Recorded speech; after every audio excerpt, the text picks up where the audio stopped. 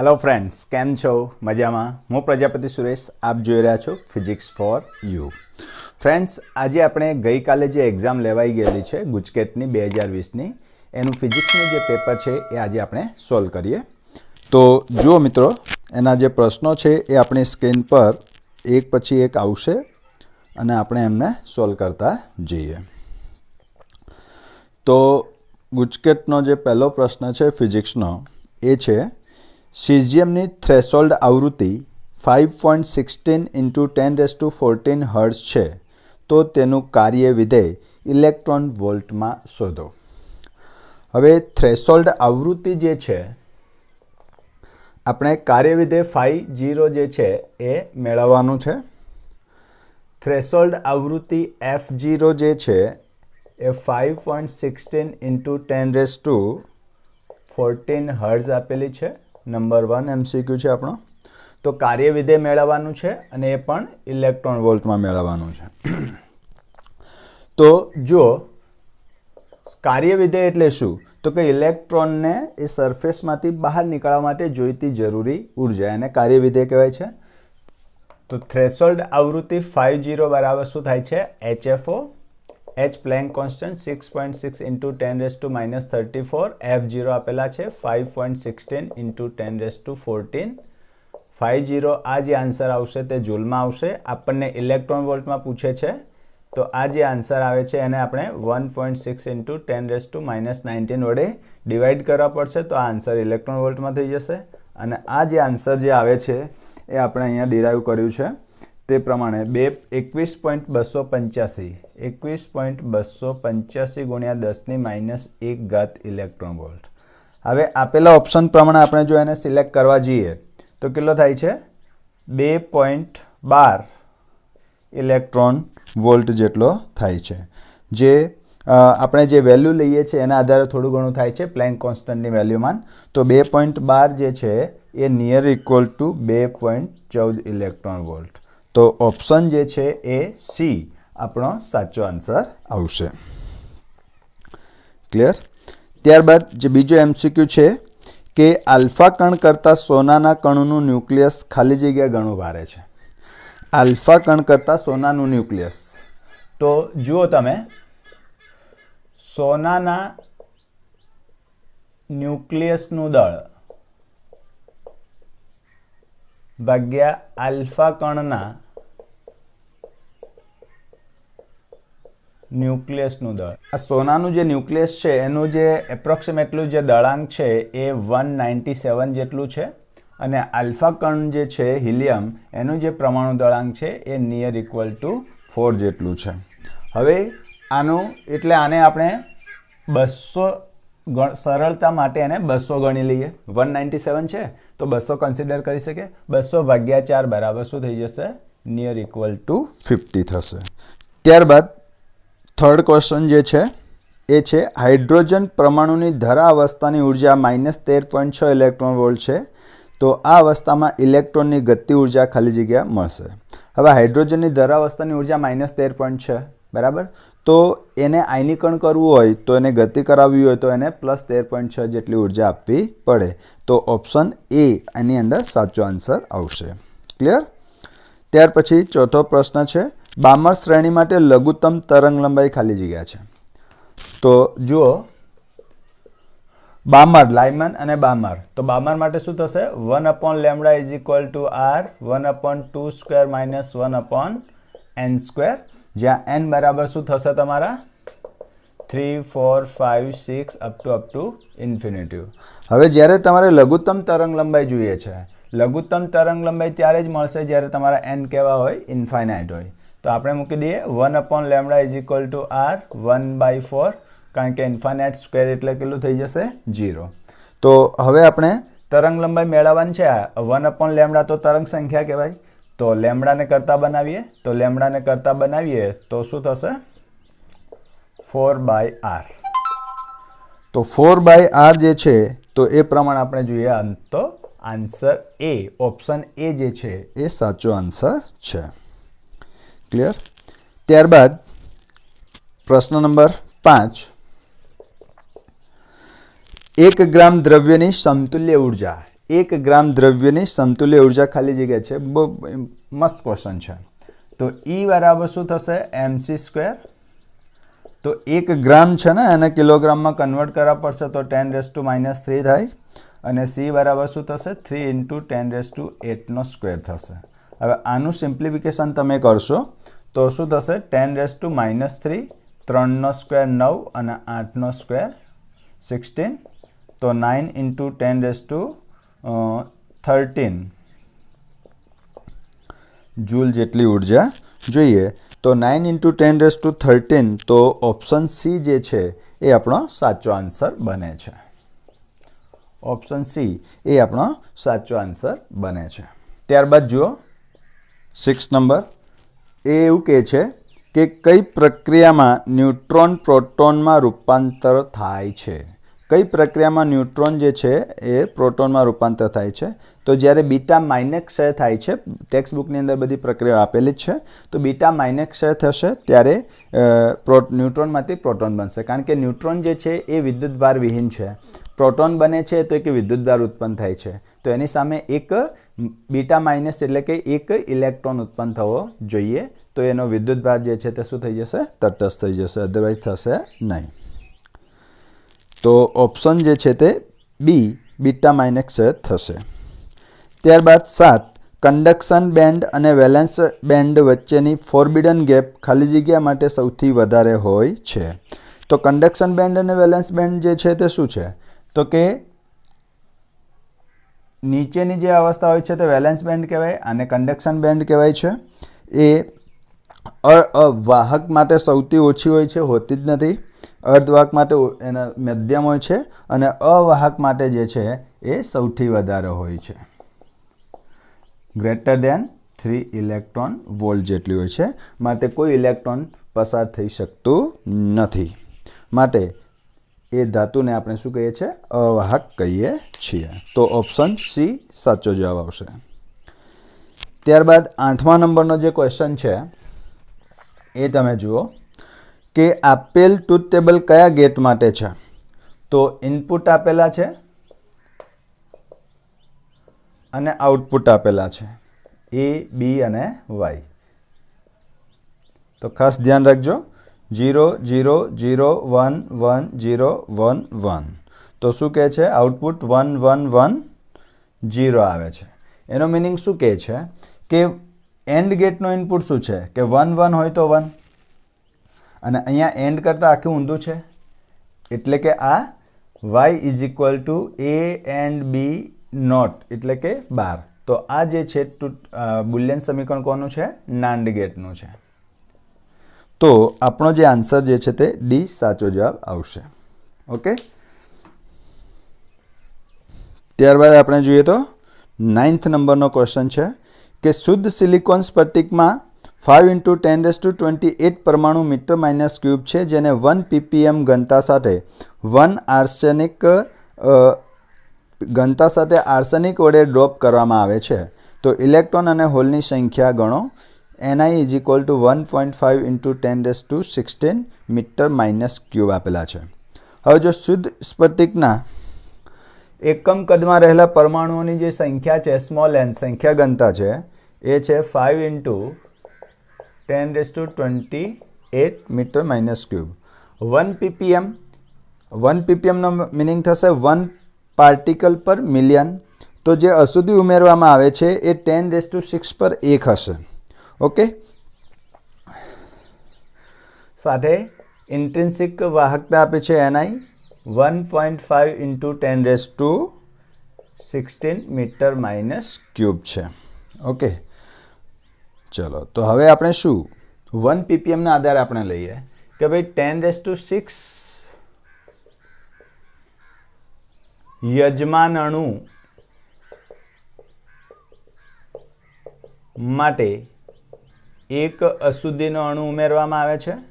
તો આપણી પાસે કેટલા છે? 5 × 10⁻28 યજમાન અણુઓ માટે કેટલા ઇલેક્ટ્રોન ઉમેરવામાં આવશે? તો જેટલા ઇલેક્ટ્રોન ઉમેરવામાં આવશે એટલા જે છે તે આની અંદર કાં તો ઇલેક્ટ્રોન પૂછવું પડે અથવા તો હોલ પૂછવું પડે. તો જે બી છે ધારો ઇલેક્ટ્રોન હોય તો ઇલેક્ટ્રોન એટલા ઉત્પન્ન થયેલા હશે અને હોલ હશે તો એટલા હોલ ખાલી હશે. तो n of h is equal to कितना थशे तो 5 × 10⁻28 by 10⁶ that is equal to nh is equal to 5 × 10⁻28 માંથી 6 જશે તો 22 મીટર માઇનસ ક્યુબ જે છે તે આપણે લખી શકીએ છીએ। હવે આપણે મેળવવાનું છે હોલની સંખ્યા, બરાબર છે। તો હોલની જે સંખ્યા છે એ શું હશે તો ફોર્મ્યુલા છે આપણી પાસે ni² is equal two ne into nh। તો nh ઇઝ ઇક્વલ ટુ શું થશે ni² અપોન ne। તો ni² જે છે એ આપણી પાસે છે 1.5 × 10⁻16 into 1.5 × 10⁻16 upon n of e જે આપણને આપેલા છે એ કેટલા આપણે શોધ્યા છે 5 × 10⁻22। ઓકે, તો આનો જે આન્સર એ આપણને મળે છે એ કંઈક 45 × 10⁸ મળે છે। 45 × 10⁸ તો n of h is equal two એને એકોર્ડિંગ આપણો જે આન્સર છે એ 4.5 × 10⁹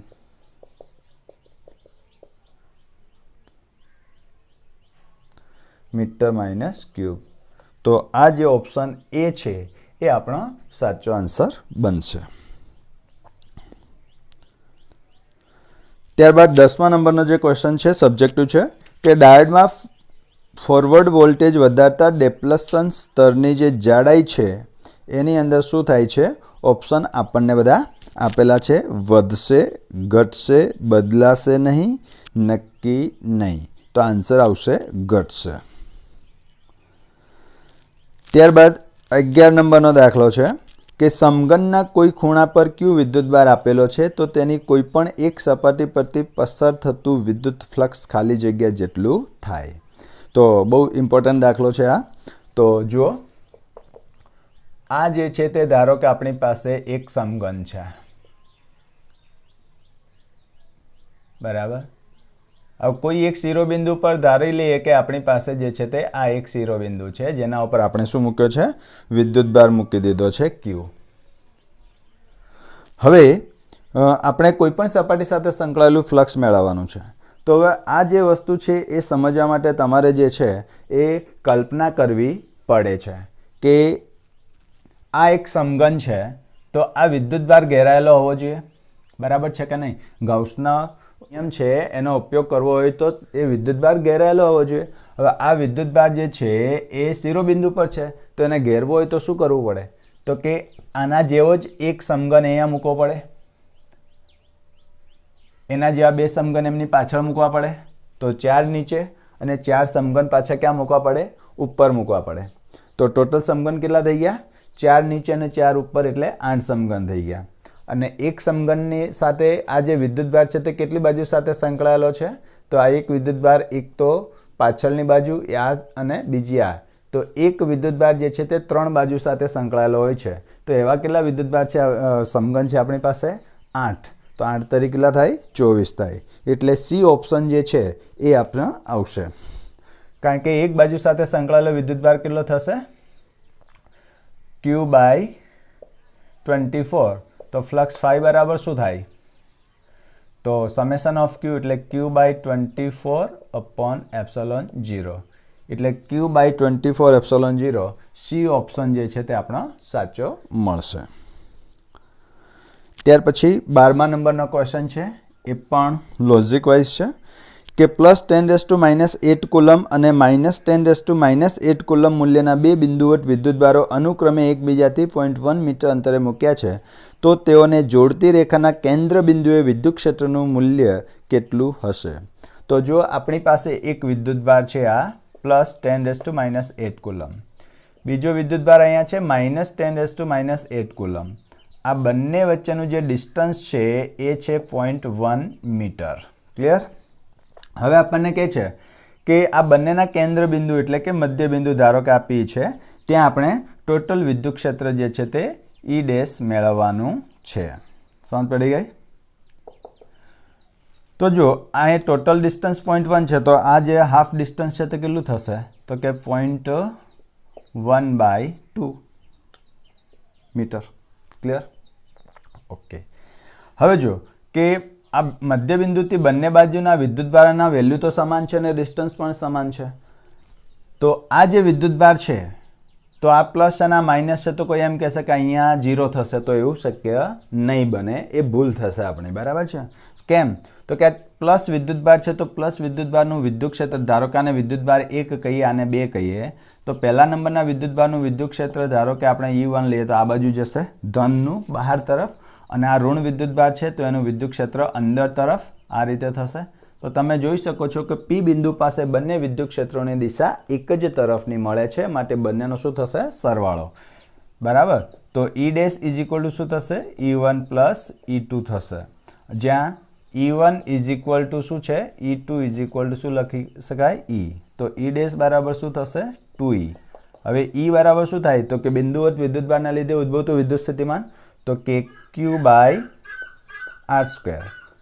તો 2 × 9 × 10⁹ × 10⁻8 અપોન R. R કેટલો છે? કોઈ એક વિદ્યુતભારથી એનું અંતર 2 સમાન છે માટે, તો 0.1/2 નો હોલ સ્ક્વેર.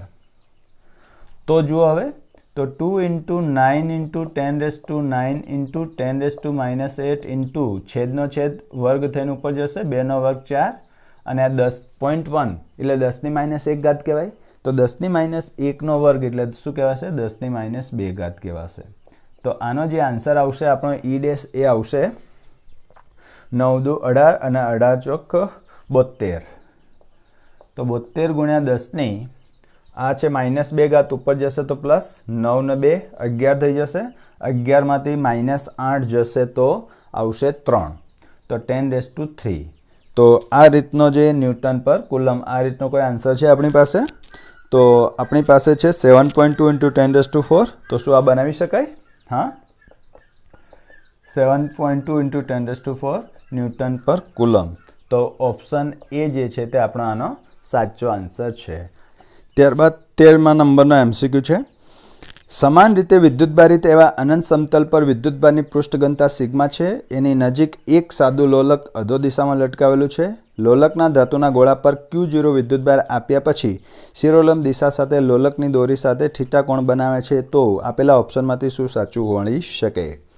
તો જુઓ, 13 નંબર જે છે એની અંદર આપણે શું કહીએ કે આ જે છે તે શું છે? એક અનંત સમતલ છે. અનંત સમતલનો મિનિંગ શું થશે કે ભાઈ આનો જે વિદ્યુતભાર છે એની જે પૃષ્ઠ ઘનતા છે તે બધે કેવી રહેશે? સમાન, ડિસ્ટન્સ સાથે ચેન્જ થશે નહીં. ઓકે. અને ત્યારબાદ એવું કહે છે કે અધો દિશામાં એક ગોળો લટકાવેલો છે.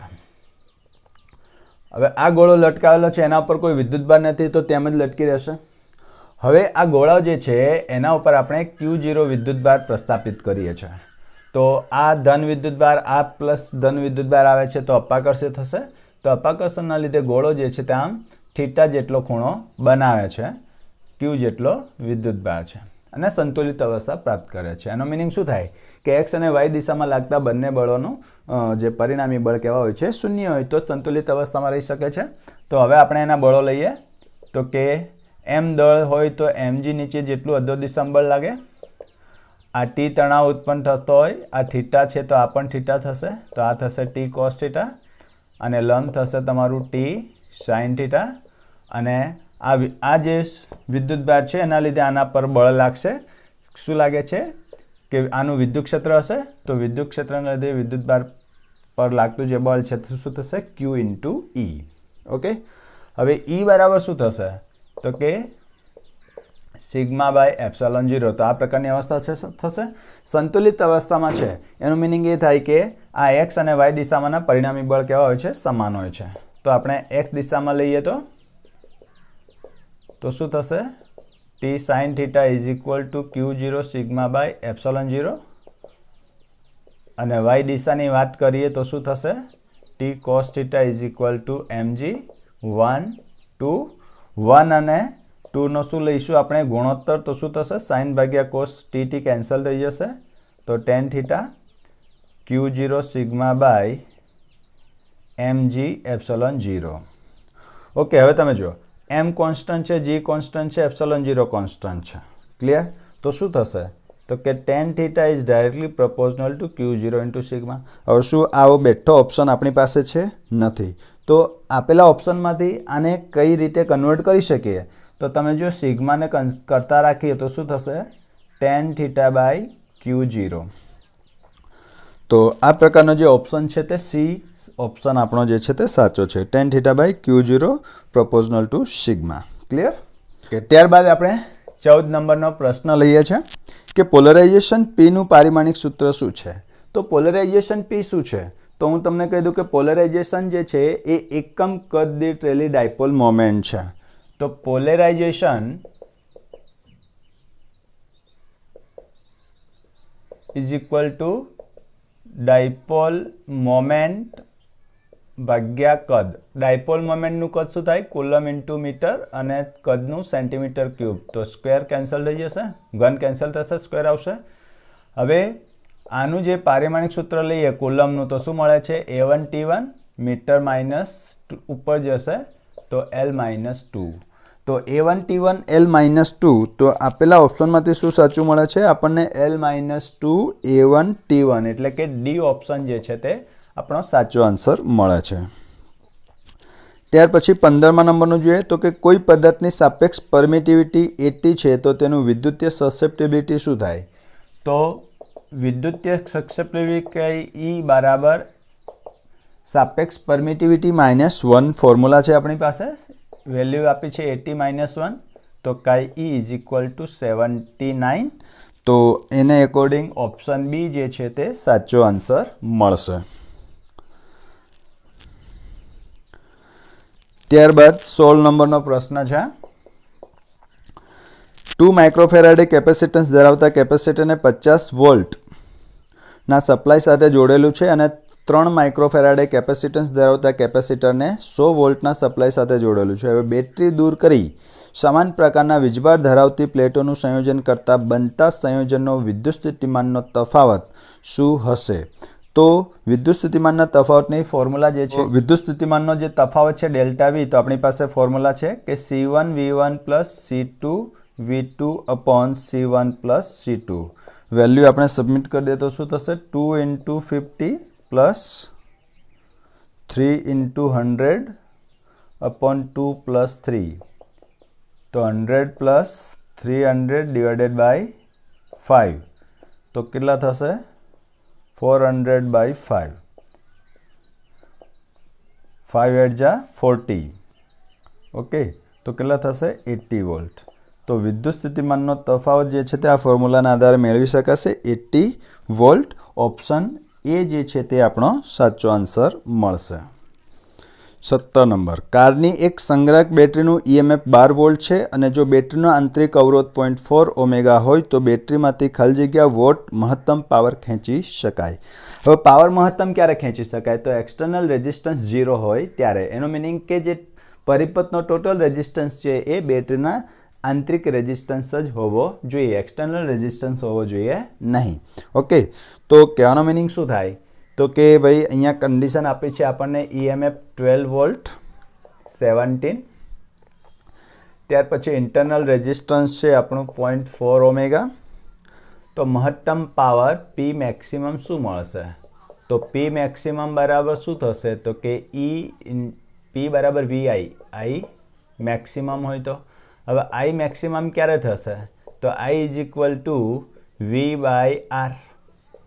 જ્યાં R બરાબર શું હોવો જોઈએ? તમારો ઇન્ટરનલ રેઝિસ્ટન્સ જ. ઓકે, તો આ કન્ડિશન ખાસ ધ્યાનમાં રાખવાનું છે. તો શું છે? 12 બાય 0.4. તો 12 4 ઇન્ટુ 10, 4 3 જા 12 એટલે કે 30 એમ્પિયર આવશે. તો કિંમત સબમિટ કરી દઈએ તો શું થશે? 12 ઇન્ટુ 30, 12 3 જા 36 0 વોટ. તો 360 વોટનો પાવર એટલે કે ઓપ્શન સી જે છે એ આપણો સાચો આન્સર મળશે. ત્યારબાદ 18 છે કે પ્લેટિનમ અવરોધ ધરાવતા થર્મોમીટરમાં રહેલા પ્લેટિનમ તાંબાનો અવરોધ બરફના તાપમાને 5 ઓમેગા અને બરફ વરાળના તાપમાને 5.23 ઓમેગા છે. જ્યારે થર્મોમીટરને ડુબાડવામાં આવે છે હોટ બાથમાં ત્યારે પ્લેટિનમ તારનો અવરોધ 5.795 ઓમેગા મળે છે. તો હોટ બાથનું તાપમાન ગણો. હવે જો આ તો ટેક્સ્ટબુકનો બેઠો દાખલો છે જ, છતાં આપણે ગણી દઈએ છીએ. શું છે? 18 નંબર. શું આપેલું છે આપણને? બરફનું તાપમાન, સંદર્ભ તાપમાન લઈ લે 0°C, ત્યારે સંદર્ભ રેઝિસ્ટન્સ મળશે આપણને 5 ઓમેગા. વરાળના તાપમાને એટલે કે ઉત્કલન બિંદુ મળશે આપણને 100°C, ત્યારે રેઝિસ્ટન્સ R1 મળે છે આપણને 5.23 ઓમેગા. હોટ બાથનું તાપમાન શોધવાનું છે અને રેઝિસ્ટન્સ એનું છે 5.795 ઓમેગા. તો હવે મિત્રો તમને ખબર છે તે મુજબ તમે આ ફોર્મ્યુલા યુઝ કરી હશે કે R theta is equal two R0 1 plus alpha theta minus theta 0. તો હવે આપણે આ થીટાને બદલે શું લઈ લઈશું? અહીંયા R1. આના માટે યુઝ કરીએ છીએ ઇક્વેશન. અહીંયા આપણે તાપમાનને ટી કીધા છે, અહીંયા થીટા છે, તો આપણે અહીંયા તાપમાનને ટી લખી દઈશું.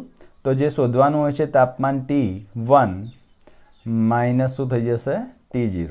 આ પહેલાં સંદર્ભ તાપમાન અને પ્રથમ કન્ડિશન, ત્યાર પછી સંદર્ભ તાપમાન અને બીજી કન્ડિશન.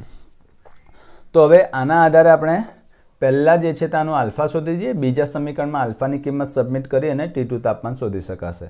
તો આનો સાદુરૂપ આપીએ તો શું થાય કે R1 ભાગ્યા R0 માઇનસ 1 ભાગ્યા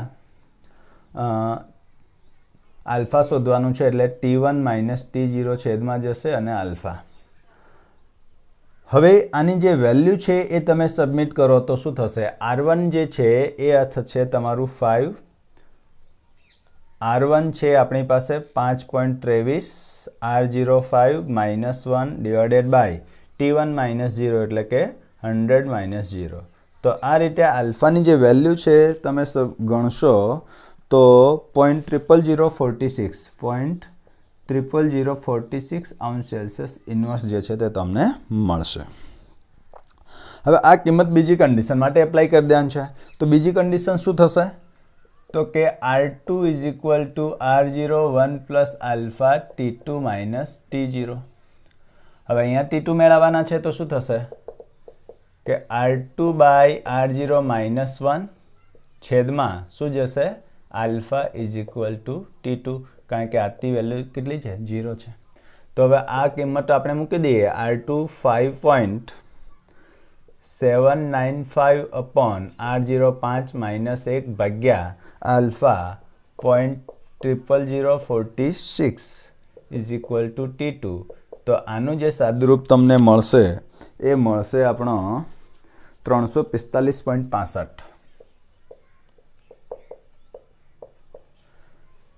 તો 345.65 પ્રમાણે આપણે જોઈએ તો બી ઓપ્શન જે છે તે આપણો સાચો આન્સર મળશે.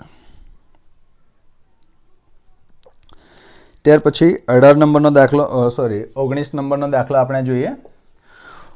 એક વિદ્યુત કોષ 2 વોલ્ટ જેટલું EMF અને 0.1 ઓહ્મ આંતરિક અવરોધ, બીજો વિદ્યુત કોષ 4 વોલ્ટ જેટલું EMF અને 0.2 ઓહ્મ આંતરિક અવરોધ ધરાવે છે.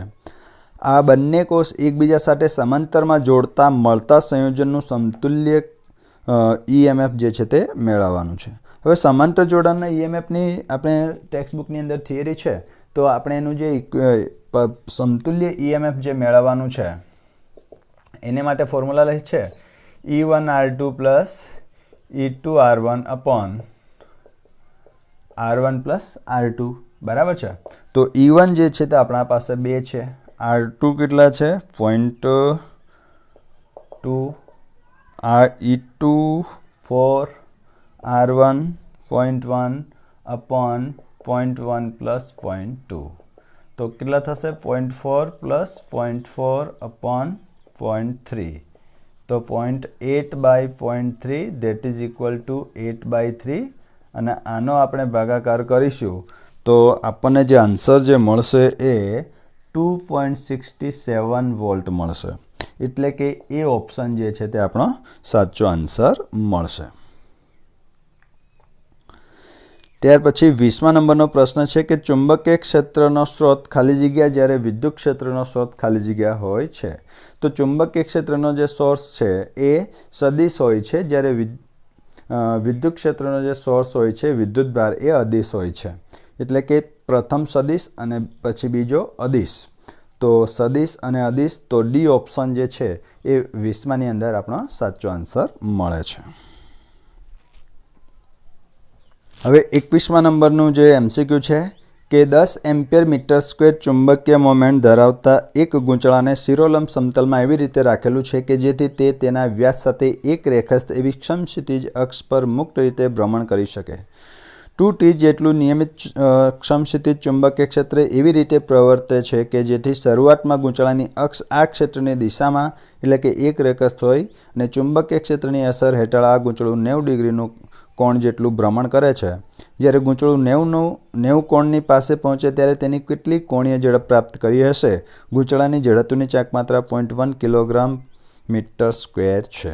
હવે આ જે છે તે આપણો સ્વાધ્યાયનો દાખલો છે અને સ્વાધ્યાયના દાખલાની અંદર આની આપણે ફોર્મ્યુલા જે છે તે ફાઇન્ડ આઉટ કરી છે. તો ડાયરેક્ટ એ ફોર્મ્યુલાના આધારે આ દાખલો જે છે તે આપણે ગણી લઈશું. 21 નંબરનો છે કોણીય ઝડપ ઓમેગા ઇઝ ઇક્વલ ટુ શું થશે? Under root of twice mb by i. આ ઇક્વેશન આપણે ત્યાં સોર્ટ આઉટ કર્યો છે. તો હવે અહીંયા શું થશે? 2m ડાયપોલ મોમેન્ટ કેટલી છે? 10. ચુંબકીય ક્ષેત્ર કેટલું છે? 2 ટેસ્લા. જડત્વની ચાક માત્રા કેટલી આપી દીધેલી છે? 0.1. ઓકે, તો હવે શું થશે? તો 10 ગુણ્યા 2 એટલે કે 20, 20 ગુણ્યા 2 એટલે કે 40 અને 40 ભાગ્યા 0.1 એટલે ઉપર જશે 10 પાછા એટલે 400 થઈ જશે. હવે 400 એટલે શું થશે? 20 રેડિયન પર સેકન્ડ. તો ઓપ્શન જે છે એ બી આપણો સાચો આન્સર બને છે. હવે જો 22 નંબરનો ક્વેશ્ચન છે આપણો કે 5 સેન્ટીમીટર ત્રિજ્યા ધરાવતા અતિ લાંબા તારમાંથી 10 એમ્પિયર વિદ્યુત પ્રવાહ પસાર થાય છે. તારના વક્ર સપાટીથી 2 સેન્ટીમીટર અંતર કોઈ બિંદુ પાસે ચુંબકીય ક્ષેત્ર ખાલી જગ્યા 10⁻5 ટેસ્લા મળે છે. તો આ જે દાખલો છે તે તમે આ સૂત્રના આધારે ગણી શકશો. ચુંબકીય ક્ષેત્ર B બરાબર μ0I/2πa² ઇન્ટુ R1. આની અંદર વેલ્યુ સબમિટ કરશો તો તમને જે આન્સર જે મળશે એ ઓપ્શન મળશે 2.4 ગુણ્યા 10⁻5 ટેસ્લા. ઓકે, ત્યાર પછી 23 નંબરનો જે MCQ છે કે ભારતમાં દિલ્હી ખાતે ડેક્લિનેશન જે છે એ કેટલું છે? તો સબ્જેક્ટિવ આન્સર છે, ટેક્સ્ટ બુકની અંદર ઓલરેડી આપેલું છે. 0 ડિગ્રી 41 મિનિટ અને ઈસ્ટમાં હોય છે એટલે કે એ ઓપ્શન સાચો મળે છે. 24 એક સોલેનોઇડમાં ગર્ભમાંના કોર દ્રવ્યની સાપેક્ષ પરમિએબિલિટી 400 છે. સોલેનોઇડના આંટા ગર્ભથી અવાહક વડે જુદા પાડેલા છે. આંટામાંથી 2 એમ્પિયર વિદ્યુત પ્રવાહ પસાર થાય છે. જો તેમાં 1 મીટર દીઠ 1000 આંટા હોય તો ગર્ભમાં દ્રવ્યની અંદર ચુંબકીય તીવ્રતા કેટલી હશે? તો ચુંબકીય તીવ્રતા જે છે એ H = NIF કહેવાય. N આપણને આપેલા છે અહીંયા 1000 આંટા છે અને I આપેલો છે 2 એટલે H બરાબર આપણા 2000 જેટલી ચુંબકીય તીવ્રતા આપણને અહીંયા મળશે. તો આ પ્રમાણે જે છે એ ઓપ્શન જે છે એ આપણને C 2 × 10⁻³ સાચો આન્સર મળશે. 25 1000 આંટાઓ અને 0.10 મીટર સ્ક્વેર ક્ષેત્રફળ ધરાવતું ગૂંચળું અડધા આંટા પ્રતિ સેકન્ડથી ભ્રમણ કરે છે અને તે ગૂંચળાના પરિભ્રમણની ધરીને લંબરૂપે 0.01 ટેસ્લાના ચુંબકીય ક્ષેત્રમાં મૂકવામાં આવે છે તો ગૂંચળામાં પેદા થતો મહત્તમ EMF ખાલી જગ્યા વોલ્ટનો હશે. તો મિત્રો અહીંયા 25 નંબરના જે MCQની અંદર મહત્તમ EMF છે એ NAB ઓમેગા પ્રમાણે મળશે.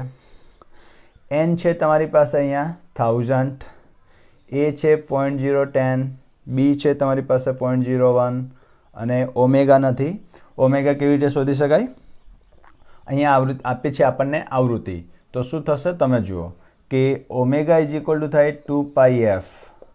2π અડધો આંટો છે એટલે 1/2, 2 કેન્સલ થઈ જશે. ઓમેગા = π. તો અહીંયા મૂકી દઈશું ઓમેગાની જગ્યાએ પાઈ. તો આ જે 3 0 છે 2 આની સાથે અને 1 આની સાથે અને 2 આની સાથે કેન્સલ થઈ જશે.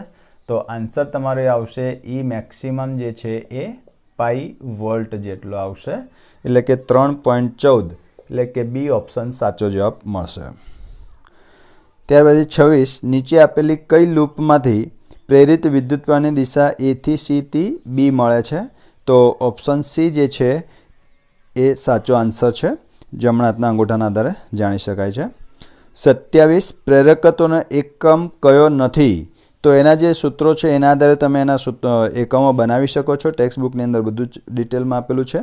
અને ડી જે છે એ વેબર ઇન્ટુ સેકન્ડ પર એમ્પિયર એટલે કે એમ્પિયર -1 એ પ્રેરકત્વનો એકમ નથી. 28 220 વોલ્ટ સપ્લાય માટે એક વિદ્યુત બલ્બ 100 વોટનું રેટિંગ ધરાવે છે. તો આ જે બલ્બ છે એનો જે અવરોધ છે એ આપણને કેટલો મળે છે? તો પાવર જે છે એની ફોર્મ્યુલા છે V²/R.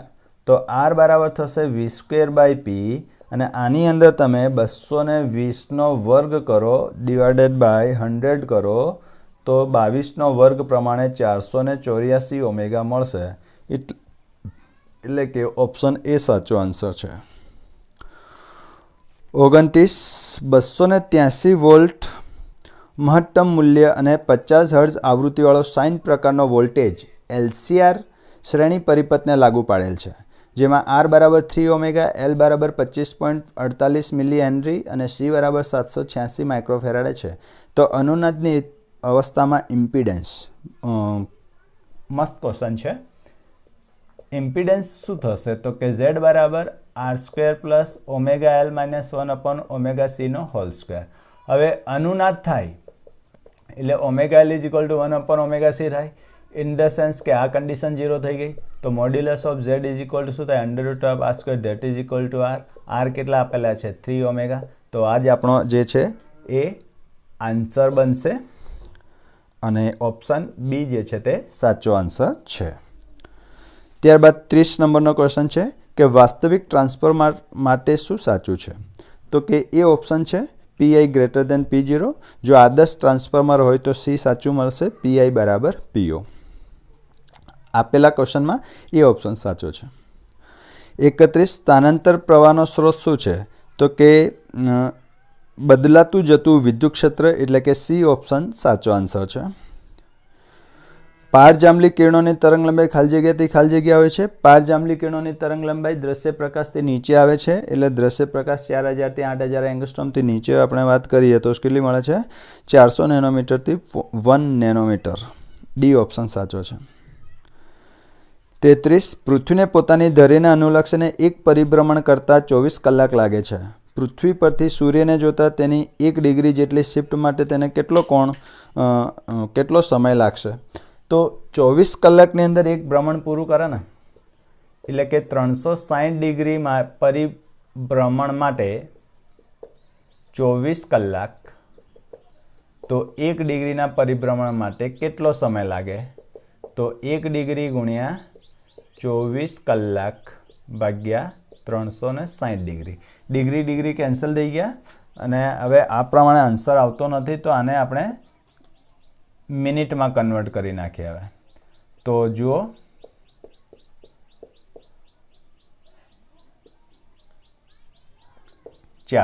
તો T બરાબર 4 મિનિટ જે છે એ આપણો આન્સર મળશે. એટલે એ ઓપ્શન સાચો જવાબ છે. 34 કાચના લેન્સ માટે f બરાબર 50 સેન્ટીમીટર હોય તો લેન્સનો પાવર કેટલો? હવે આ જે MCQ છે તો સહેલો તો બહુ છે, પણ ભૂલ પણ એમાં એટલી જ પડે છે. પાવર 1/f બધાને જ યાદ હોય છે, બટ જે વેલ્યુ છે એ મીટરમાં મૂકવાની હોય અને એ ભૂલાઈ જતું હોય છે ઘણી વખત. તો 2 ડાયોપ્ટર જે છે એ આપણો સાચો આન્સર આવશે, એટલે કે બી ઓપ્શન એ આપણો સાચો આન્સર છે. કોઈ પ્રવાહીની અંદર એક લેન્સ n બરાબર 1.5 ને અદ્રશ્ય કરવા માટે પ્રવાહીનો વક્રી ગુણાંક તેટલો જ હોવો જોઈએ, 1.5, એટલે કે ઓપ્શન બી સાચો આન્સર છે. અંતર્ગોળ અરીસાના અક્ષ પર ધ્રુવ અને કેન્દ્ર વચ્ચે રાખેલી વસ્તુનો પ્રતિબિંબનો પ્રકાર કેવો છે? હવે જુઓ, અહીંયા 36ની અંદર આ જે છે તે ધારો કે એક અંતર્ગોળ અરીસો છે, આ C છે, આ એનો F છે, અહીંયા ક્યાંક વસ્તુ પડી છે, તો આનો પ્રતિબિંબ ક્યાં મળે? ધ્રુવ અને પીની વચ્ચે હોય તો પાછળ મળે, સીધું મળે અને આના કરતાં મોટું મળે. એટલે આભાસી, ચત્તુ અને મોટું, આભાસી, સીધું અને મોટું. ડી ઓપ્શન સાચું છે. 37 બે સ્લીટો વચ્ચેનું અંતર 3 mm અને પડદો 2 મીટર દૂર રાખવામાં આવે છે. જ્યારે 500 નેનોમીટર તરંગલંબાઈનો બ્લુ ગ્રીન પ્રકાશ વાપરવામાં આવે ત્યારે સલાકાઓ વચ્ચેનું અંતર કેટલું હશે? તો સલાકાઓ વચ્ચેનું અંતર જે છે તે આપણે મેળવી શકીએ કે x બરાબર lambda capital D by small d. તરંગલંબાઈ છે 500 નેનોમીટર, 2 મીટર, 3 ગુણ્યા 10⁻³ આન્સર મેળવશો તો આન્સર આવશે તમારો 0.33 મિલીમીટર. એટલે આન્સર આવશે તમારો 0.33 ગુણ્યા 10⁻³ મીટર. તો મિલીમીટરમાં આટલું થશે. એ ઓપ્શન જે છે તે સાચો આન્સર છે. જ્યારે અડચણની પહોળાઈ 4 મિલીમીટર હોય અને તરંગલંબાઈ 500 નેનોમીટર હોય તો કયા અંતર માટે કિરણ પ્રકાશશાસ્ત્ર એક સારી સનિકતા હશે? સનિકતા એટલે કે આપણે કહી શકીશું કે ફ્રેનલ અંતર. ફ્રેનલ અંતર તો f = a² / લેમ્ડા. 4 mm 4 ગુણ્યા 10⁻³ વર્ગ ભાગ્યા 500 ગુણ્યા 10⁻⁹. આનો આન્સર તમે મેળવશો તો 32 મીટર આવશે. એટલે કે સી ઓપ્શન જે છે તે આપણો સાચો જવાબ મળશે. 39 માઇક્રોસ્કોપની વિભેદન શક્તિ થિયરીની ફોર્મ્યુલા છે 1.22 λ/2n sin beta. D option સાચો મળે છે. 40 100 વોલ્ટના વિદ્યુત સ્થિતિમાનના તફાવત વડે પ્રવેગિત થયેલા ઇલેક્ટ્રોન સાથે સંકળાયેલી દ બ્રોગલી તરંગલંબાઈ કેટલી હોય? ચલો 40 ધ બ્રોગલી તરંગલંબાઈ લેમ્ડા = h/p. હવે p નથી આપ્યા, અહીંયા v આપેલા છે. તો p બરાબર mv મેળવવા પડે. હવે આપણને ખબર છે કે ભાઈ ઇલેક્ટ્રોન વોલ્ટ 1 બરાબર ગતિ ઉર્જા જેટલું હશે. હવે આને m વડે ગુણો અને ભાગો. mv એટલે p કહેવાય તો m² v²/p² કહેવાય. તો હવે તમે જુઓ p² બરાબર શું થશે? 2mev. તો p બરાબર √2 mev. તો આ વેલ્યુ સબમિટ કરી દઈએ અહીંયા. લેમ્ડા બરાબર h/√2 mev. આ બધાની વેલ્યુ તમે સબમિટ કરશો તો આન્સર જે મળશે તે તમને 0.123 નેનોમીટર મળશે. એટલે કે એ ઓપ્શન આપણો સાચો આન્સર છે. હવે અહીંયા જે E છે m છે એ તમારો માસ ઓફ ઇલેક્ટ્રોન છે. E તો તમને ખબર જ છે 1.6 × 10⁻19 ને v બરાબર 100 આપ્યા છે. બરાબર. તો હવે આપણે 2020 ગુજકેટના ફિઝિક્સના 40 MCQ સોલ્વ કરી લીધા છે. તમે ક્રોસ ચેક કરી લીધું હશે કેટલા સાચા પડ્યા છે. બરાબર તમારા. તો મેરિટ તમે કાઢી શકો અને તમારા જે ફ્રેન્ડ્સ હોય એમને પણ ફોરવર્ડ કરો જેથી એ પણ એને ક્રોસ ચેક કરી શકે. Okay, all the best.